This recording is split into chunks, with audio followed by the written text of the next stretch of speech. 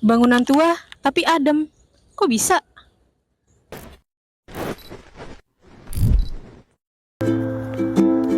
Kadang kita mikir gak sih bangunan lama itu pasti pengap, gelap, dan panas. Padahal faktanya gak gitu. Banyak bangunan tua justru lebih adem daripada bangunan modern. Contohnya ya Lawang Sewu ini. Bangunan ini umurnya udah lama banget. Tapi begitu kamu masuk rasanya sejuk, stabil, dan nyaman banget. Dan bukan karena AC, bukan juga karena hal mistis. Murni karena material dan desainnya.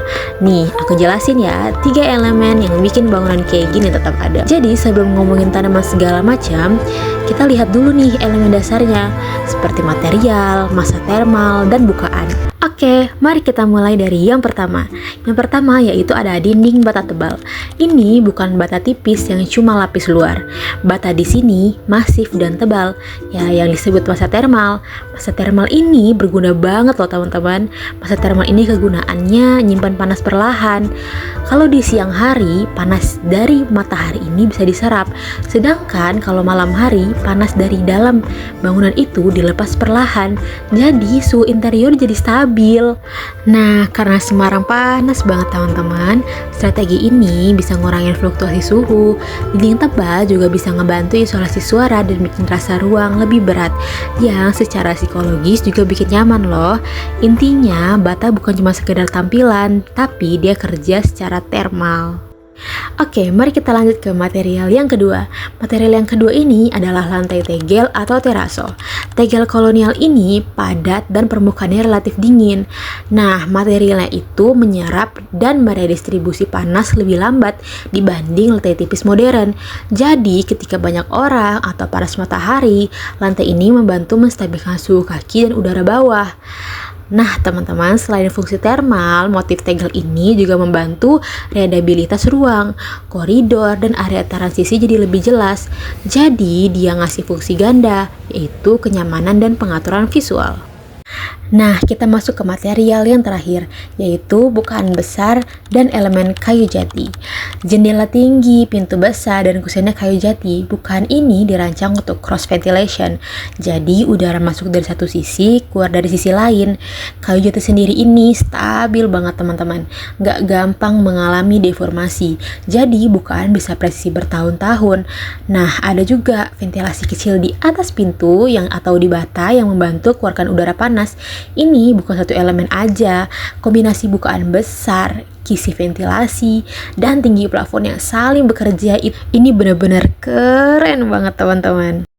Nah, bisa kita simpulkan ya teman-teman, dinding bata tebal tadi menyimpan panas, sedangkan lantai tegel menstabilkan suhu dari bawah, dan bukaan kayu jati plus ventilasi menyalurkan udara keluar masuk.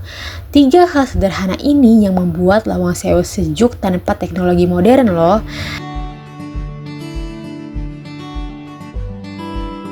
Dan yang paling penting banget teman-teman perlu diingat, bangunan seperti ini mengingatkan kita kalau desain itu bukan cuma sekedar soal gaya, bukan soal membuat bangunan kelihatan keren, tapi soal merasakan ruangannya. Nyaman gak? Adem gak? Angin yang dalam ruangan ini jalan atau enggak? Nah teman-teman, Lawang Sewu ini tidak memakai teknologi canggih, tapi tetap mengalahkan banyak sekali bangunan modern yang dindingnya lebih tipis, lantainya panas, dan bukaannya minim. Jadi kalau kamu lagi merancang ruang atau sedang merancang sebuah rumah, kos, studio, atau sekedar proyek kecil, mulailah dari hal dasarnya dulu, seperti kita memikirkan materialnya apa, ketebalan dindingnya bagaimana, bukaan keluar masuk keluar anginnya ada atau enggak. Itu fondasi kenyamanan yang sebenarnya. Nah teman-teman, intinya adalah desain bagus itu bukannya rumit, tapi yang tepat.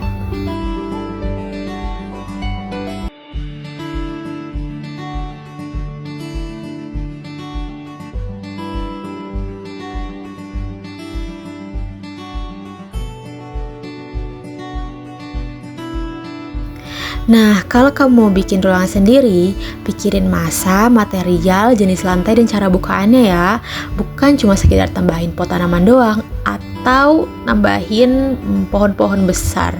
Kalau kamu mau, besok aku bisa tunjukin gimana teori ini bisa kamu terapin di rumah, kos atau studio. Mau? Tulis di kolom komentar atau follow ya biar gak ketinggalan. Terima kasih teman-teman.